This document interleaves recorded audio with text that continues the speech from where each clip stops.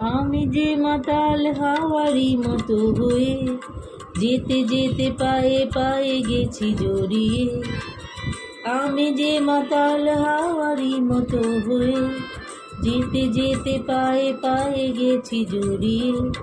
কি করি ভেবে যে মরি বলবে কি লোকে, মন্দ করেছে আমাকে ওই দুটি চোখে। কি নামে ডেকে বলবো তোমাকে, মন্দ করেছে আমাকে ওই দুটি চোখে।